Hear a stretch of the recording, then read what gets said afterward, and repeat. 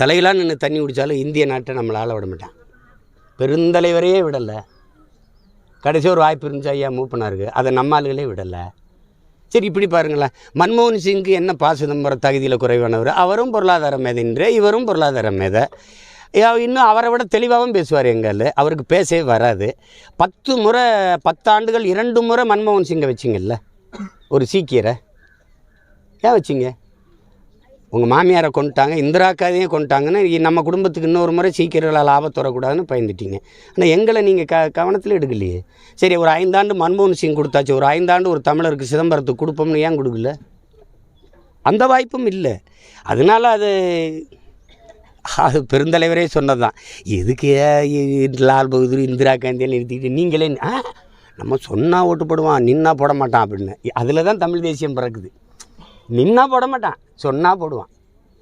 அந்த நிலைமை தான் இருக்குது. அதனால் இப்போ இங்கே நாங்கள் இந்திய நாட்டை ஆள விட மாட்டான். அவன் ஹிந்தி தெரிஞ்சவன் தான் ஹிந்தி அவனுக்கு.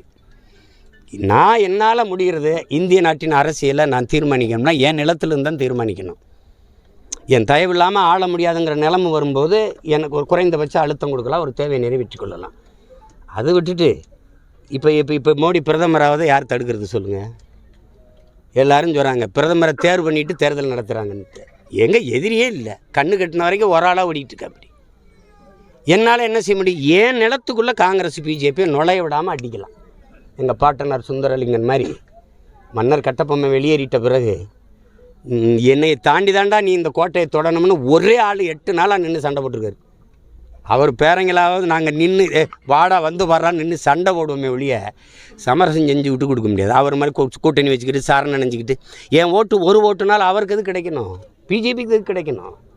எனக்கு எதுக்கு காங்கிரஸ்? எனக்கு எதுக்கு பிஜேபி? கச்சத்தீவில் ஒரு நிலைப்பாடு என்ன? மீட்பில் காவிரி நதிநீர், முல்லை பெரியாற்று, அணு உலை இருக்கணுமா மூடணுமா? அணுக்கழிவை எங்கே புதைக்கணும்? மீத்தேன் ஈத்தேன் ஏன் எடுக்கலை? காவிரி படுகையில் இருக்குது, கங்கை படுகையில் இருக்குல்ல, ஏன் அங்கே எடுக்கலை இங்கே எடுக்கிற? மேற்கு தொடர்ச்சி மலை கேரளாவிலேருந்து ஒரிசா வர போகுதுல்ல, அங்கெல்லாம் நீட்டு ஆய்வு செய்ய வேண்டியதானே? ஏன் தேனியில் எடுக்கிற? தேனி மலையை ஏன் குடையிற? ஏன் மேற்கு தொடர்ச்சியை சொல்கிற? இப்போ எதுக்கு நீ எனக்கு என் மொழிக்கு நிற்பியா? எல்லா மத்திய அரசின் திட்டம் போனால் இந்தி சமஸ்கிருதத்திலே வருது, இங்கிலீஷ் கூட வர்றதில்லை பெயர்கள். அப்போ எதுக்கு தான் நீ எனக்கு சொல்லு, எதுக்காக நிற்ப? எனக்கு நிற்பியா? எதுக்கு நிற்ப?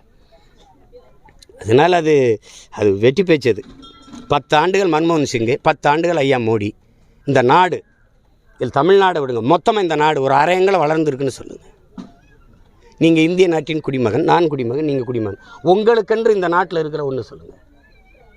போக்குவரத்து, கல்வி, மருத்துவம், சாலை போடுதல், பராமரித்தல், மின் உற்பத்தி, விநியோகம், இல்லை ஏர்போர்ட்டு, இல்லை துறைமுகம் எதாவது வச்சுருக்கீங்களா? எல்ஐசி இருந்தது, அதனே 60 விழுக்காடு பங்கு வித்துட்டீங்க. இராணுவமாக இருக்கா தம்பி? இராணுவத்துக்கு சீருடை தைச்சி கொடுக்குறது யார் தம்பி? இராணுவ வீரர்களுக்கு உணவளிக்கிற கேண்டீன் நடத்துகிறவன் யார் தம்பி? யாருன்னு சொல்லுங்கள். துப்பாக்கி ரஷ்யாவில், பீரங்கி இஸ்ரேலில், உலங்கூர்தி ஃப்ரான்ஸில், ரபேல் போர் விமானம் ஃப்ரான்ஸில். இந்த நாடுகள்கிட்டலாம் ஆயுதத்தை வாங்கி எந்த நாட்டில் சண்டை போட்டு நீ காப்பாற்றுவேன்? எதுலேயுமே உனக்குன்னு ஒன்றும் இல்லை, எனக்குன்னு ஒன்றும் இல்லை. அது ஒரே நாடு, ஒரே சட்டம், ஒரே தேர்தல்.